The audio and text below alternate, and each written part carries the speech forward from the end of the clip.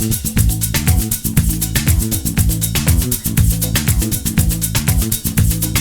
Alec.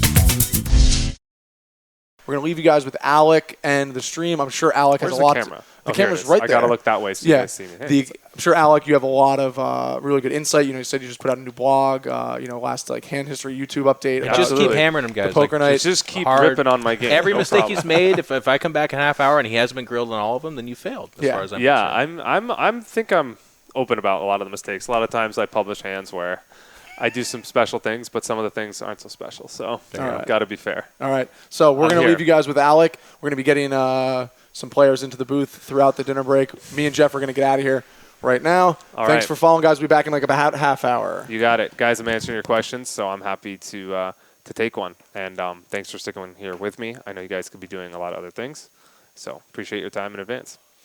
So I had a question before. How do I scroll up in this chat? I can't. Okay, someone asked a question about a podcast that I was on, and if there was anything else covered besides the difference in these games in Macau. I don't really exactly remember your question, but that podcast was cool.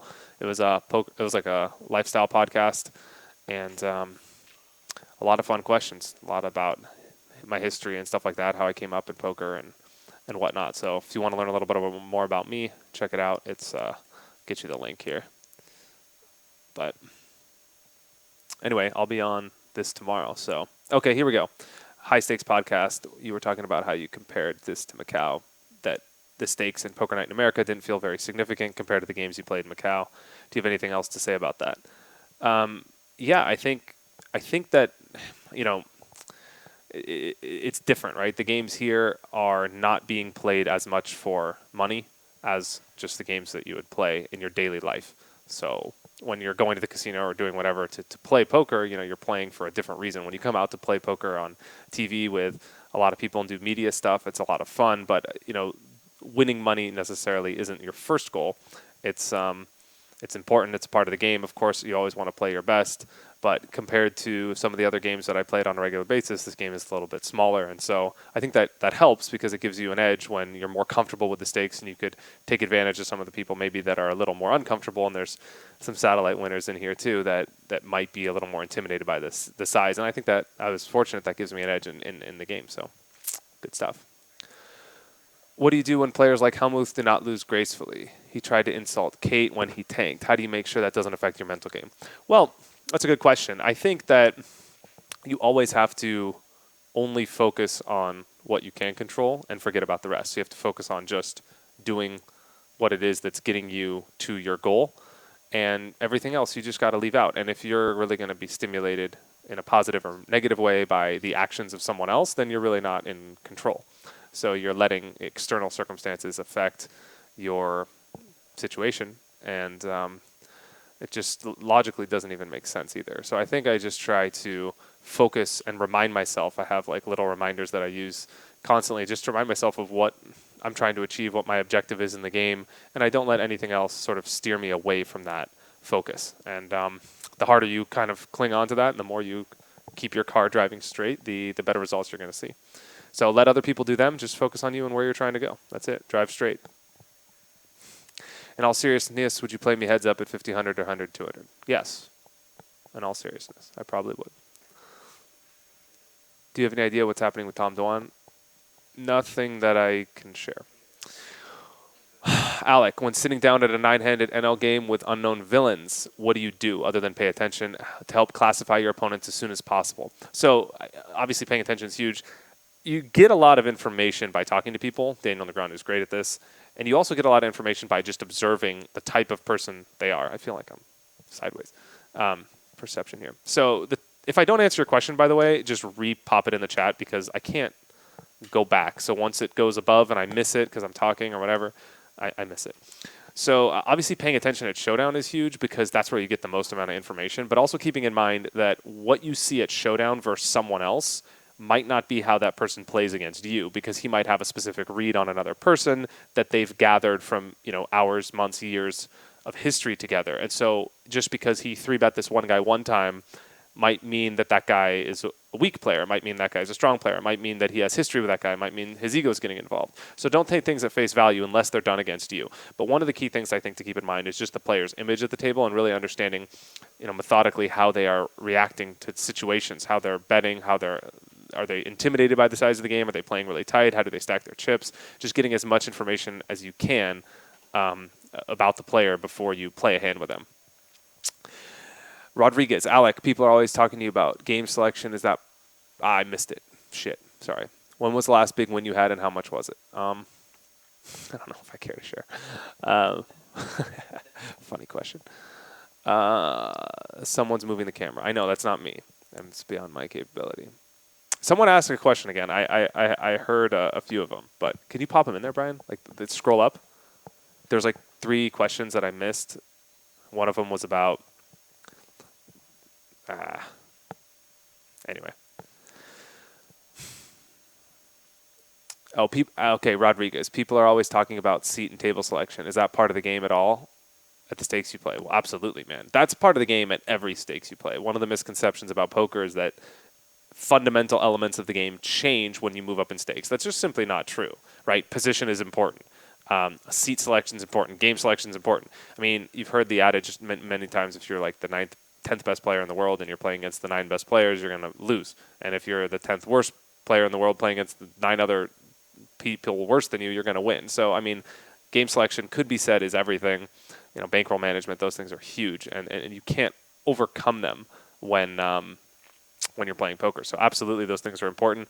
And, of course, the better you are, the less you have to worry about those things because, you could find edges in games. But no matter what, if you're the best in the world or the worst in the world, no matter what, putting yourself in the best position to win is going to help you make more money. Puoi mettere questo su mio aspetta, perché there. Yep. Awesome. Are you playing? I'm done playing. Oh, man. I was going to say bust someone. Oh. I'm first up, guys, if someone busts before 9. So, do I think I will start streaming on Twitch on a regular basis? No. I just can't trade that much of my time for, I think, pretty much anything. So I just don't think I can do it because I'm just trading too much time. And I'm just fundamentally against it. I like YouTube because I can control the situation. But anyway, I keep trying to do the whole we Twitch met before. thing. Yeah, but no, Alec, we're how's it going? saying hi in the booth. I've tried to do that Twitch thing before, and I always get lazy. Yeah. It's like you get inspired for like a week, and then you're going, and then it's like, I can't. Somerville inspires all of us. Dude, he is a legend. How he gets that many followers is amazing. Him and Jamie Staples, I actually interviewed both of them for my YouTube show recently. And what Somerville does, and also Staples, just putting in more than a full-time job, just 40 hours, 50 hours a week, just on the stream, plus answering comments, collaborations, unbelievable stuff. Inspiring for the poker world for sure. Yeah, and it doesn't help because he's probably doing it really fast, and I'm computer illiterate, so it would take me just forever. Yeah. His 40 is like my 80. Yeah, it's unbelievable, and he's so happy and. Just so good with his audience every day. So how'd your session go? Good. Booked a win. Awesome. Yeah, when you're playing at this stakes, any win's a good win. Yeah, and exactly. I was in for 5,000 total, and I won. Well, I cashed out 9,300, so I won 4,300. Great ROI. Good job. Congrats. Yeah. Sweet, man. Are you playing the tournament? Yeah, I'm gonna go play in a little bit. Trading my session in for to go play the tournament, and then I was going to no matter what, you come out a winner. That's strong, right? Mm-hmm. Even if you lose the tournament, you're still a big winner. Yeah. The hell is this? Where'd you get a Nerf gun? Shooting my camera guy. He's over here filming me for my YouTube. Let me see. No, Damiano. Damn it. Anyway. Wow, how's all this work back here? This is like high tech. I know. They've improved this, too. This is incredible. I wish you guys could see what we see. All right, let's answer a few questions. Cantu, you're up, buddy. Champ MPF's on you. Cantu, I beat you heads up in a spicy tournament one time. It was my first win, and I just wanted to say you're the man at Pineapple OFC. Respect. There it is. Well, thank you, Chad, since I did invent the game of open face. Brought it to America. It's my claim to fame. Did you really? Yeah. Wow, it's legendary. Yeah. Wow, that's sick. Yeah. Too bad you can't, what's it called? Patent it. I know. I missed out on that. Who knew it was going to be that big? Well, I'm sure you won money getting good at it before people. Yeah, well, my trick was on that was I saw a few people. We were kind of playing it in France, and really? so we kind of started playing it, and we got good at it before everybody else. So that was the key to be good first. That's the cool. curve. Mm-hmm. That's sweet, man. Yeah, that's funny. I didn't know that. When will I be in Maryland? I don't know. I've never been there, so I can't plan. What do I think of Jamie Staples' game? I have never seen him play poker. That's the honest truth. You say he's break even over the last 16 months. You have more information than me. I don't even know who Jamie Staples is. Twitch streamer. Oh, he's a Twitch cool streamer. Guy. Yeah, we just did an interview together. He's actually coming out on my YouTube very shortly. Really cool guy. I had a hand of the day from him as well. So Radpoker47 asked, "Did Cantu invent the internet?" Yes, I did. Yeah, him and Al Gore together were doing that in the 90s. Mm-hmm. Yeah. Let's see. Why do Alec, not silent, Alec, why do many pros after hand is over take a look at their hand before mucking? I don't know. I think it's that moment when they just want to double check if they can win. What do you think? Oh, I have the answer. I do this a lot actually, like where because I play a lot of the 4 and 5 card games, where there's a lot going on, or you're playing Big O or whatever, and you have all these cards, you're trying to get a high or a low. I'm just making sure I'm not fucking up and right? Don't you want to make sure you don't want to be the idiot that folds and realizes it later? There's an epic hand from one of the big televised games like in Vienna where Phil Locke was in the game and he was all in against Andy Mosley for like a 70K pound pot, and he misread his cards. It was a 48-hour cash game, and so he was in like the 32nd hour, and they get it all in for 70K, and Mosley flips over his hand on the pre-flop. They run out the board, and Phil Locke mucks.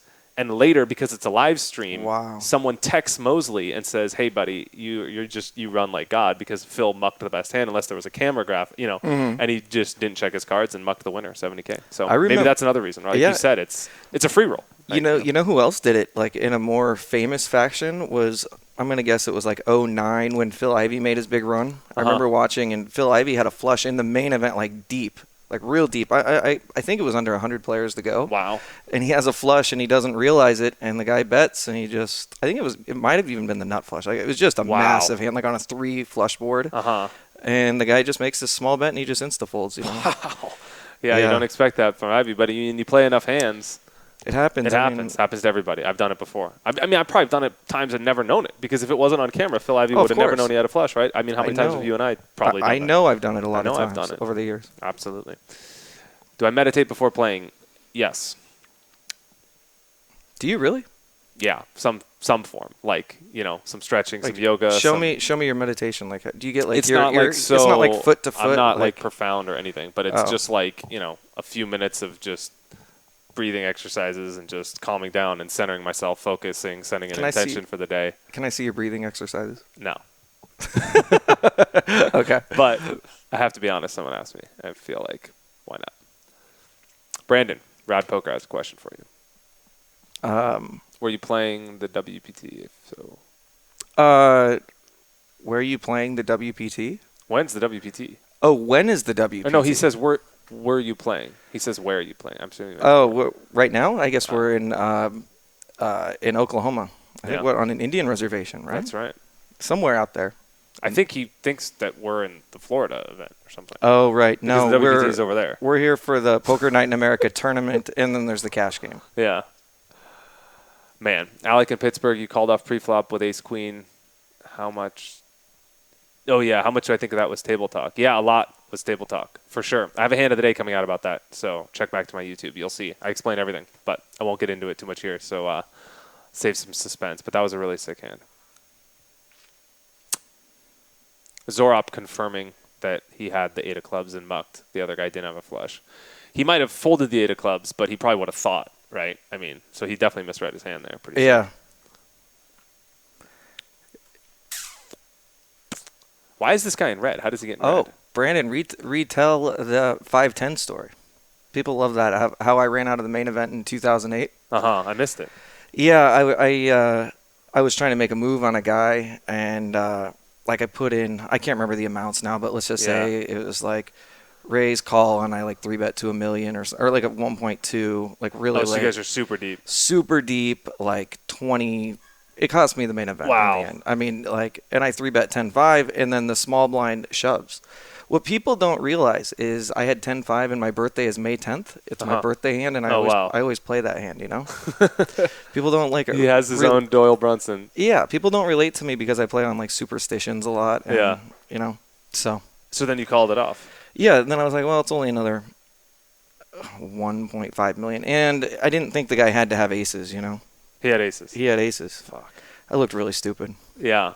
Well, that goes, you know, helps your image. Actually, the funny thing is I looked really stupid, but it was actually a really smart call because it was before the time of, like, pot odds. You know, people didn't realize, you know, that I'm getting, like, over 2-1 and, like. Yeah. I mean, people thought about the game so much differently in 2008. It's amazing that how much the game has evolved, how fast the game has evolved. Every day. That's a great line. There you go. Question to both: why Choctaw this weekend and not another circuit?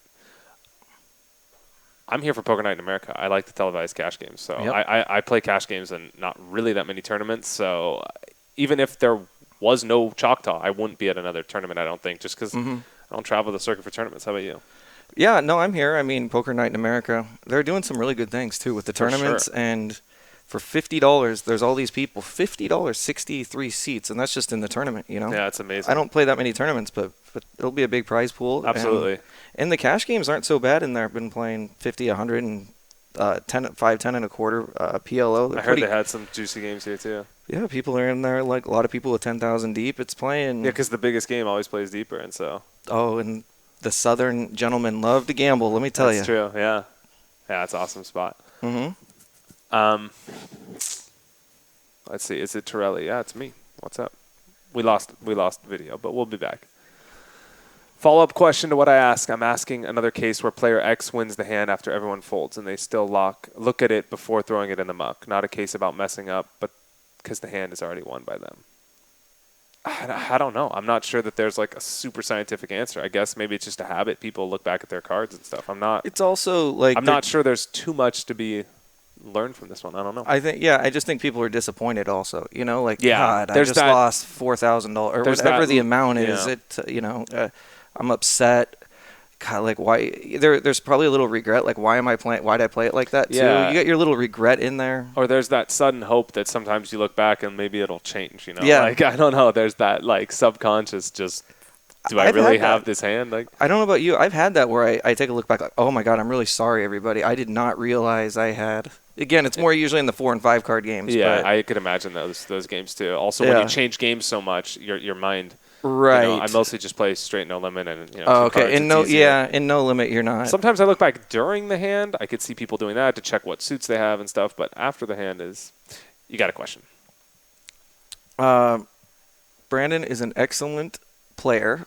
Played at his table a few times. That one? Above, he said, how far did you go in the 125 something? He was at your table. 125. Oh, the tournament? Earlier in the week? Not very saw far. It in red. Not very far. Actually, I did. I bubbled it. That was earlier this week. Pocket 951, do you pay attention to hands that you aren't a part of? Absolutely. I mean, that's like the most important thing you could do when you're not playing a hand. I think that is absolutely crucial. So I can't see anything better to do while you're playing. I think so many people are on their phones like so often playing live poker. They're like watching movies and stuff, and they're just like letting, money go. Because in a game of incomplete information, the more of that information you could gather freely, the better you could use to make decisions, which is going to increase your win rate. So that information you're gathering is like you're just picking up EV for free. You're not picking up money, of course, but you're just you're picking up your win rate. So if your win rate's 5 big blinds 100, now you're picking up to 10 big blinds 100 because you're going to make a decision, with so much more information about a guy. Let's say, for example, you realize a guy never 3 bets, or he's he's bluffing the river in a spot where he should never be bluffing. And now you have a piece of information that's so valuable to use in a spot where, you're going to be playing a 100 big blind pot, making a 70 big blind decision with information that you might have gone wrong and now you're going right. And that's like just so massive, I just can't see why someone would miss that. I know. I have ADD really bad, so I have a hard time watching a lot of times in between. I'll mess with my phone. I know. Damn. Maybe that would do it. That's where it's at, dude. I have ADD too, man. Like not ADD, but like I'm all over the place, and so I have to put myself in a position to center myself and stay focused a lot of times. So I find that like breathing exercises, yoga, stuff like that just helps me like only focus on one thing. No, I didn't bet on the fight.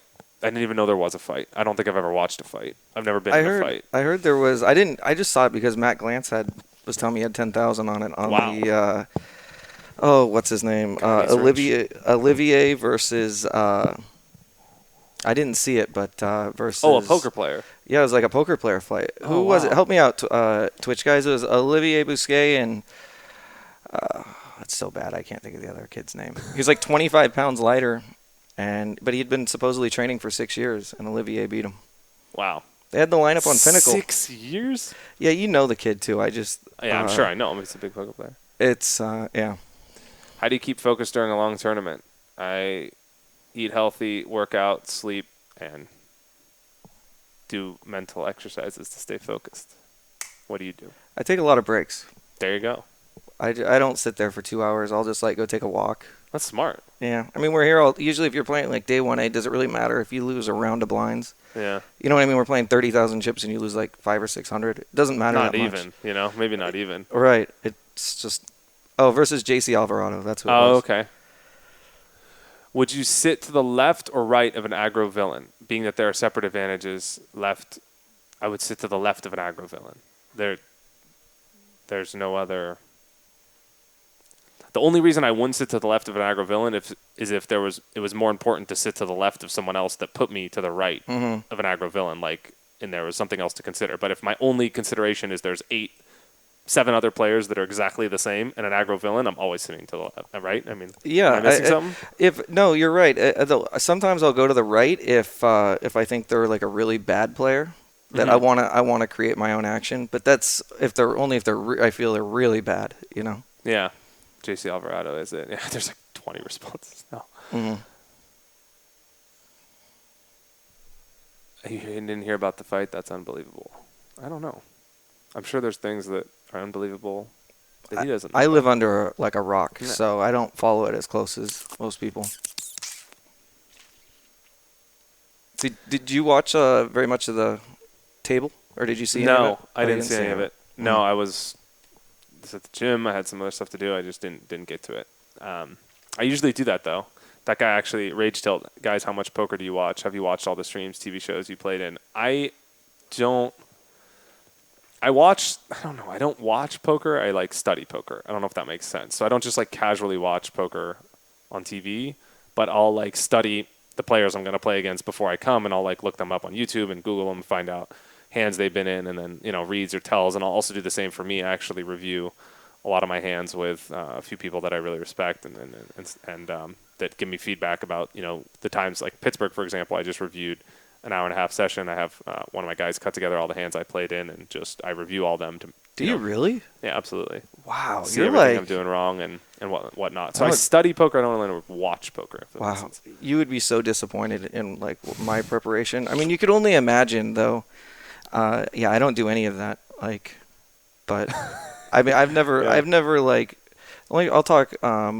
I'll talk strategy with Helmuth a little bit, but it's amazing how little it is. Yeah. And then, I just go play. It's funny, everybody has their own rhythm though. I find that this works best for me. Just to give you an idea of how little I do it, I'll be playing the live stream, and we're 20 or 30 minutes on delay, and I don't even ask people for the hands unless there's something really important. I'm like, okay, what's going on over here? This is a little too weird.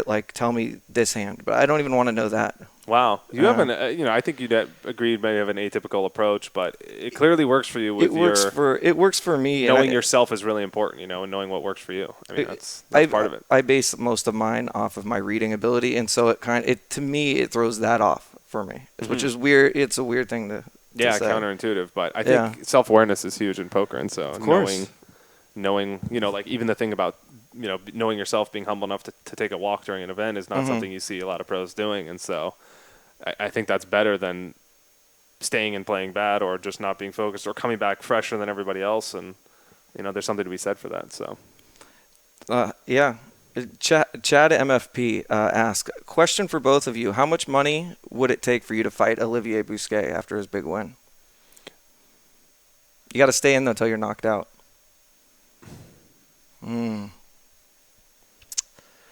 Or you win. That's a good question. I'm drawing dead to win. I've never been in a fight. Yeah, so I'm just thinking.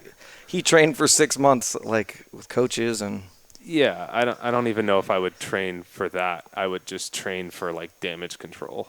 Yeah. Like so we know how to take a punch after it. Yeah, I'm like 5'9", 152. So I'm not really training to beat Olivier Bousquet. I would just be training to win. Damage control And win whatever money I put in the That's a good question. I'm not sure. Damage. I don't want to say there's not a number. There's a number. It's just a really hard question. It's hard to quantify, yeah, because I say like 200,000. I'd for sure do it. Yeah, I'd say a number in my head, but then if I'm actually in the ring, I might just. Mm-hmm. Yeah. Do I play online? No. Do you guys take notes at the live game? Yes. But I have a. You take notes? Yeah, I work a lot. Like a notepad? Yes. Really? Yeah, I have a notepad on my phone. I want to see it. Where is my phone? Is that it right? I gave it to my media director. He left. He just left with my phone. I have like a notepad in my iPhone with, I don't know, reads on 70 players in Macau and people I always play against and stuff. Just hands. Then before I go back or before I go play against someone, I'll just review them and look at some of the hands and stuff like that. But I feel like I have a good poker memory. I'm really good at remembering like numbers and patterns, so it's easy for me to recall hands and stuff like that. But I still like to take notes because I like to review the hands later. And sometimes, you miss like, was the 7 a diamond or was it not a diamond? Was there a backdoor or something like that? And so I just like to make sure that I get all those things because they sort of change some of the equities and stuff. But I think that's important. Do you ever come back and be like, oh, this is your read, or you've got something, or maybe I don't know if it's a read or he plays this way or whatever it is that you're noting?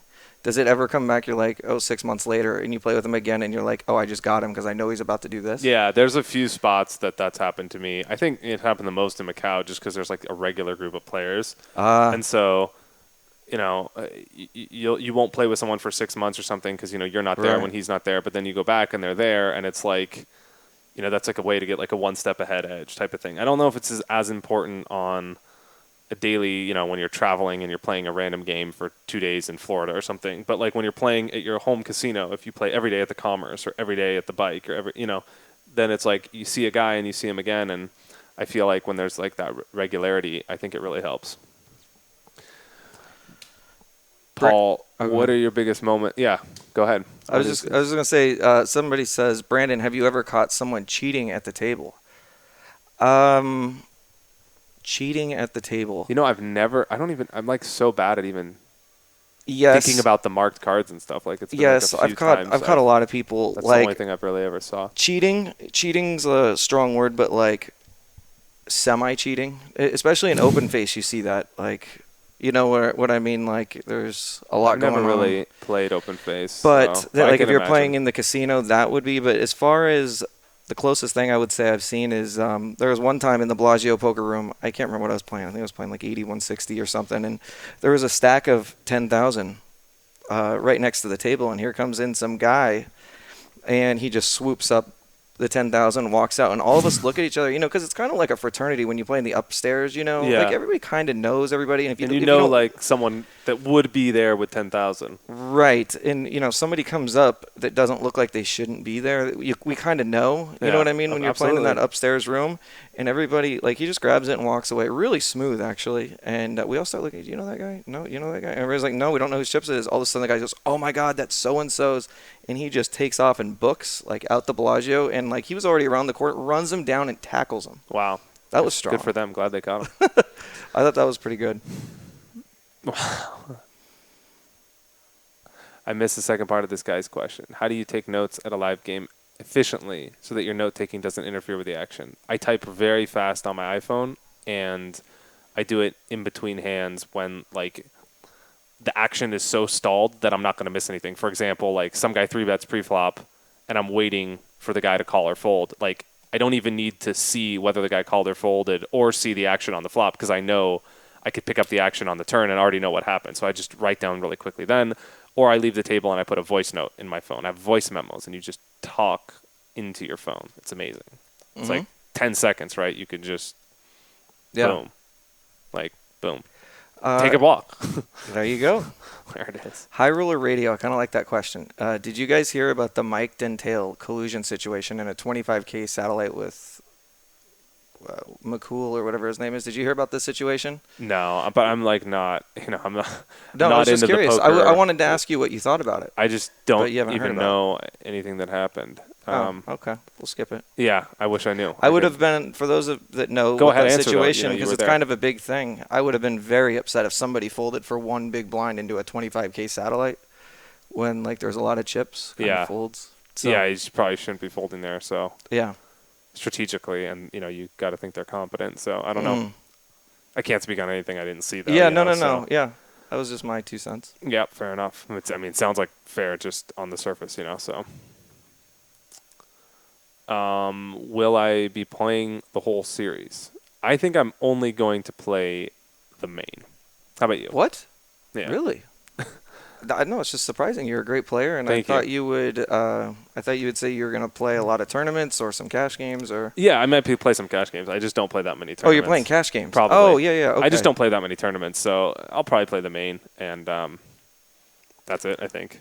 Yeah, I played cash games for about 3 years, maybe from 11 or maybe 4, from 11 or 10 to 15 or 16. But this year, ever since I moved back to Portland, I've been more tournament, really trying to win tournaments. Yeah, no, they're fun. I totally get it. You got to kind of go down one road. It's really hard to do tournament one day, cash game the next day, tournament one day, cash game the next day.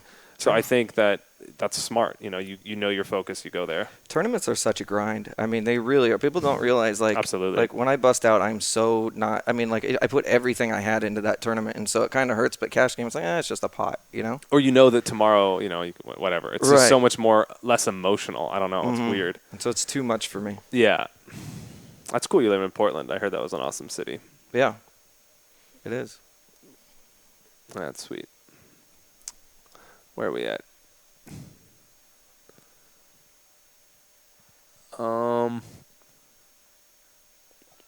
You're good at finding the questions. I'll let yeah. 5 big blind big. I don't know. Too confusing. Too technical. We gotta have a fun question. What do I think is good value to buy main event action from a decent winning 5-10 cash game player? Well, he might not be good at tournaments, so I don't know. No idea. Yeah, exactly. That's tough. I don't know. I feel like people overvalue themselves in things like that. So I feel like he's going to want to sell it 2-1 or something. But I don't know. I don't know. Depends on the player. Rake is killer. Depending on the player, it's just so different. Doesn't Yeah, you could buy it 1.2 or something. I don't know. I'm not thrilled about it though. Most of the players, in my opinion, just aren't that good. That's the problem. There's very few. You also have to be a certain type of someone, especially in the main. Yeah. You have to be such a different type of person because if you have a component of you that's going to do one stupid thing, you're just not going to win. And so that person has to have a 7-day motor of just patience, and so it depends on the type of player he is. Just saying in a vacuum, he's a 5-10 winning cash player is it's just not enough to know. Mezzo Dana, do you wear headphones, and what's on your playlist? No, not really. I like to socialize a lot at the table and talk. Sometimes I wear headphones. If I do, I'm gonna listen to something mellow. Oh, see, I'm the opposite. I listen to gangster rap. Wow. Yeah. See, everybody has their thing that works. You got to have your, you got to know yourself to know what puts you in the mood that you need to be in. Depends on what game it is. And then also, I can chill out, put a little Celine Dion, in the headphones to country mellow or myself. Something. Yeah, whatever. Whatever, There's a cool playlist called Vitamin String Quartet. They're a string quartet, but they do covers of famous songs, anything from Blink-182 to Taylor Swift to Justin Bieber, Justin Timberlake, whatever. Any song you could ever know, they do covers of it, and it's cool because you can sing along, but it's mellow. I gotcha. So something like that is probably something I'd be listening to. How much do you hate being called Alecs? I don't hate it as much as you probably do. That's my opinion because you asked a question about it. So I don't know. You got to be pretty bothered. I'm not that bothered. You guys celebrate the recent holiday, April, May. I don't even know what the recent holiday was. So I guess I didn't what month celebrate are we it. in? April? I didn't celebrate it. Easter. No. Has Easter come up? I don't know what I did for Easter. I didn't celebrate I don't it. know. Oh, yeah, Easter. I'm not big into holidays. I don't know. Really? Try to spend time with people I love, independent of specifically the holiday. I got a question for I you. do like going away every year for Christmas. But anyway, what's up? Sorry. Who do you talk strategy with? Like, if you are on, like, let's just say you have one person to call. Who's your, like, guy that you give a call? Like, hey, what do you think about this? Do you have, like, a guy that, like, you, like, trust the most, or anybody you go to? That's a good question. It depends if it's for tournaments or cash games. Pick one. Okay, so your guy. You have one question. You have one lifeline. Who you call in that you would normally talk to, not like. Good question. I think one thing that's really important. I'll tell you my answer. But I think the thing that I look for, the element I look for, is someone that's just going to be blunt and harsh, and like you're going to know the truth, right? I like that. So I think that's like the component that if you only have one person, you just want a person that you know is going to just tell you, like, yo, you how played it that is. terrible. Yeah, like, exactly. What were you lost your mind? So like, there's some that people too. that you could kind of like philander, like, you know, like fluff with or whatever. But like, if you want to just ask someone a question, I think that's really important to have that component. So someone mentioned Andrew Roble, would be a good answer. Someone like, I don't know, Keith Gibson or something. Someone that I just know would just like, no like explanation, just this was the hand, and then the response I get via WhatsApp's like fold. Right. Boom. No, I like that. I like or that. Fold it for the XYZ. Exactly. I like that just direct sort of response. So I would ask someone like that.